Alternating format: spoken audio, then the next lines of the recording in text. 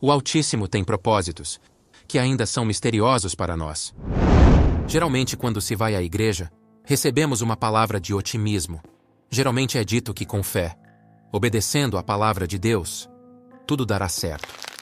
Que o mal não poderá nos tocar e que seremos livres de todo o mal. Mas será assim mesmo? E o que dizer de João Batista, um homem que foi temente a Deus, sendo que após ele nunca houve igual? E mesmo assim, teve um final trágico, sendo decapitado. Nesse vídeo, iremos analisar o porquê de Deus ter permitido que um servo tão leal como João Batista tivesse um destino tão trágico e cruel, e como a vida de João Batista pode ter tudo a ver com a sua vida espiritual atual.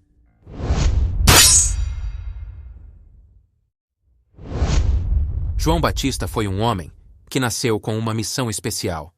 Ele prepararia o caminho para o Messias, o nosso Senhor Jesus. Com um discurso inspirado pelo Espírito Santo e repleto de convicções, João Batista ensinava que as pessoas deveriam se arrepender dos seus pecados e as batizava por imersão nas águas do Rio Jordão.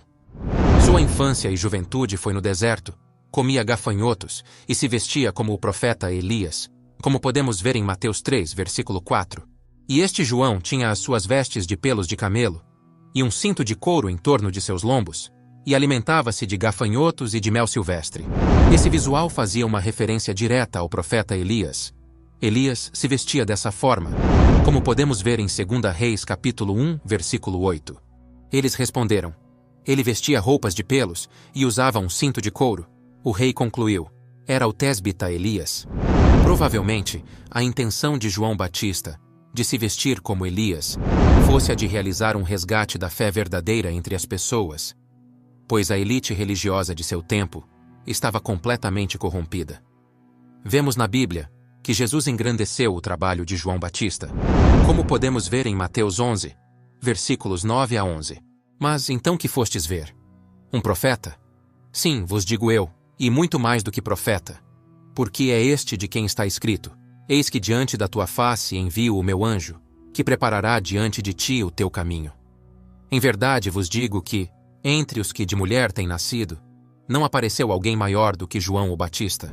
Vemos a grandeza que foi a servidão de João Batista, mas apesar de toda a sua dedicação em servir a Deus, João Batista foi preso por Herodes, como podemos ver em Mateus capítulo 14, versículos 3 a 5. Porque Herodes tinha prendido João e tinha-o maniatado e encerrado no cárcere por causa de Herodíade, mulher de seu irmão Filipe, porque João lhe dissera: não te é lícito possuí-la. E querendo matá-lo, temia o povo, porque o tinham como profeta. A prisão de João Batista se deu por conta de ele falar a verdade. Ele repreendeu Herodes por estar com uma mulher chamada Herodíade. Essa mulher havia sido esposa de seu próprio irmão, chamado Filipe. Herodes não aceitou ouvir sobre seus erros e prendeu João Batista e queria matá-lo, mas temia as consequências por ele ser considerado profeta diante do povo. Mas, no dia do aniversário de Herodes, por conta de um pedido de Salomé, que era filha de Herodíade com seu irmão Filipe, ou seja, sua sobrinha, Herodes mandou decapitar João Batista, como podemos ver em Mateus capítulo 11, versículos 6 a 13. Festejando-se, porém, o dia natalício de Herodes, dançou a filha de Herodíade diante dele, e agradou a Herodes. Por isso, prometeu com juramento dar-lhe tudo o que pedisse. E ela, instruída previamente por sua mãe, disse: dá-me aqui, num prato, a cabeça de João o Batista. E o rei afligiu-se. Mas por causa do juramento e dos que estavam à mesa com ele, ordenou que se lhe desse, e mandou degolar João no cárcere. E a sua cabeça foi trazida num prato, e dada à jovem, e ela a levou à sua mãe. E chegaram os seus discípulos, e levaram o corpo, e o sepultaram, e foram anunciá-lo a Jesus. E Jesus, ouvindo isto, retirou-se dali num barco, para um lugar deserto, apartado. Essa passagem descreve sobre as circunstâncias que envolveram a morte de João Batista. Ao meditar nos meandros da morte de João Batista, no primeiro momento, parece difícil entender como o maior dos profetas teve sua cabeça servida num prato, como prêmio por conta de uma luxúria, de um rei doente? Ainda quando vivo, João Batista também teve esse questionamento do porquê de estar naquela condição. E estando na prisão, sofrendo muito, chegou a questionar se Jesus era mesmo o Messias, como podemos ver em Mateus capítulo 11, versículo 2 e 3. E João, ouvindo no cárcere falar dos feitos de Cristo, enviou 2 dos seus discípulos a dizer-lhe: És tu aquele que havia de vir, ou esperamos outro? Vemos que mesmo João Batista tendo contato direto com o Senhor Jesus, ele acabou questionando a Deus. Isso mostra que viver nessa terra não é fácil. Como já dissemos em outros vídeos, esse mundo não é de Deus. Somos intrusos no mundo do diabo e muitas vezes, mesmo nós, estando fiéis na fé, mesmo vivendo uma vida regrada, negando a nós mesmos todos os dias, mesmo assim, passamos por situações que nos fazem até questionar a nossa fé, como fez João Batista naquele momento. E vemos na Bíblia que essa indagação de João chegou aos ouvidos de Jesus, e a resposta que Jesus deu para João Batista serviu para abrir os olhos dele, e serve também para nós nos dias de hoje, como podemos ver em Mateus 11, versículo 4 a 6. E Jesus, respondendo, disse-lhes: Ide, e anunciai a João as coisas que ouvis e vedes. Os cegos veem, e os coxos andam. Os leprosos são limpos, e os surdos ouvem. Os mortos são ressuscitados, e aos pobres é anunciado o Evangelho. E bem-aventurado é aquele que não se escandalizar em mim. Essa resposta chegou a João Batista, e a partir dali, João Batista não mandou mais recados para Jesus. João Batista entendeu que Deus, em sua soberania, iria permitir que ele descansasse. Quando Jesus fala que os coxos andam, os leprosos são limpos, ele estava mostrando que tudo que foi profetizado sobre o Messias estava se cumprindo, ou seja, ele era o Messias. E quando Jesus diz: Bem-aventurado é aquele que não se escandalizar em mim, ele mostrou que diante da sua palavra, alguns se ofendem ao invés de aceitá-la. Ou seja, há pessoas que perdem a confiança em Deus por conta de não serem atendidas como desejam. Não se colocam como servos e servas de Deus, não querem servir, querem ser servidos.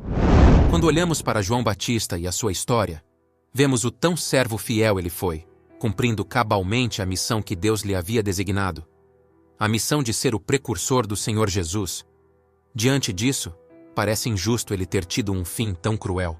Afinal, Herodes era servo de Satanás, e João Batista era servo do Deus Altíssimo. E no mesmo dia que o ímpio Herodes se deliciava de um banquete, regado com desejos iníquos, para comemorar o seu aniversário, esse dia foi também o dia em que a morte de João Batista foi decretada. E se olharmos a fundo, vemos que esse contraste de desigualdade não se limitou apenas a esse momento, mas durante toda a existência de João Batista e Herodes. Vemos que João Batista era um profeta corajoso, homem temente e fiel a Deus, enquanto Herodes era covarde, irreverente e corrupto. Herodes reinou com pompa, andou com ricos trajes, enquanto o servo de Deus vivia no deserto, com vestuário simples e comendo gafanhotos. Isso nos faz pensar: onde está a justiça de Deus? E assim como foi na época de João Batista, assim também é hoje. Às vezes olhamos que pessoas que não têm nada de Deus aparecem por aí, se exibindo, conquistando mundos e fundos, enquanto as pessoas que vivem na fé vivem uma vida limitada, uma vida difícil, onde parece até que somos tolos, não é mesmo? Meu amigo e minha amiga, havia muita desigualdade entre João Batista e Herodes, mas a maior diferença entre os dois não estava no mundo físico, e sim, no mundo espiritual.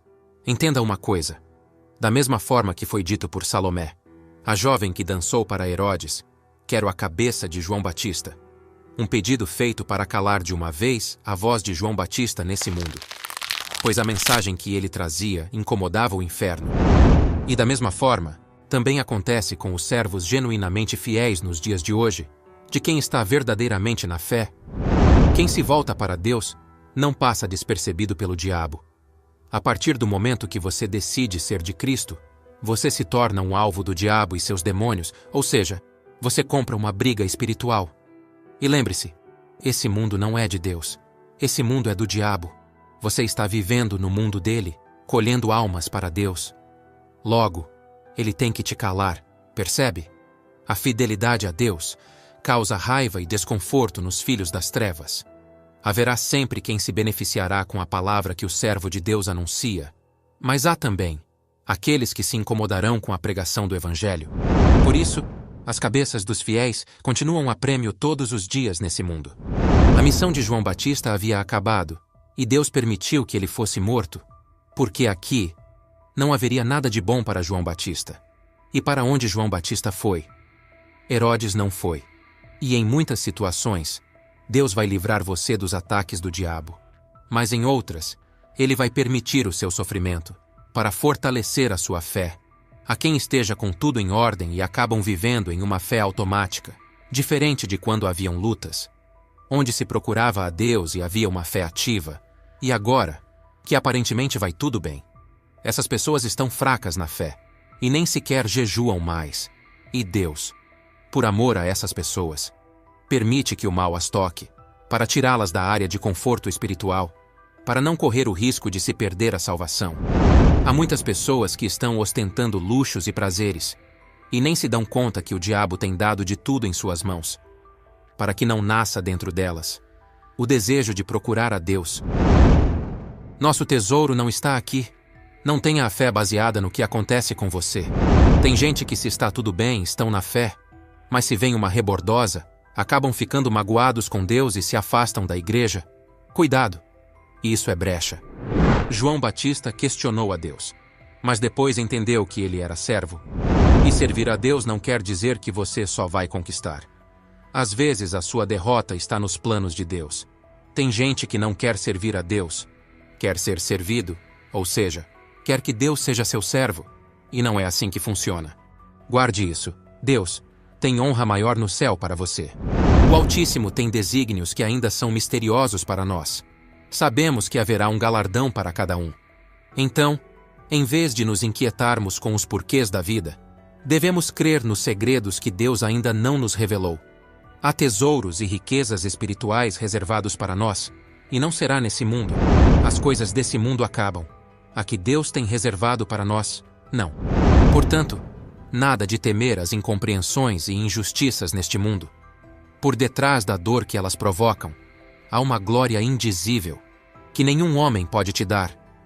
Então, se hoje você se encontra preso na fortaleza de algum Herodes, não perca a sua fé.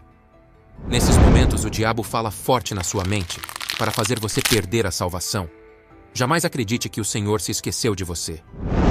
Entenda que se Deus está permitindo algo de ruim na sua vida, é porque Ele quer que você entenda alguma coisa. Ele quer que você se avalie. E quanto mais rápido você entender o que Deus quer te ensinar, mais rápido saímos das tempestades. Termino esse vídeo com a passagem de Romanos que traduz muito bem tudo o que falamos aqui. Deus te abençoe.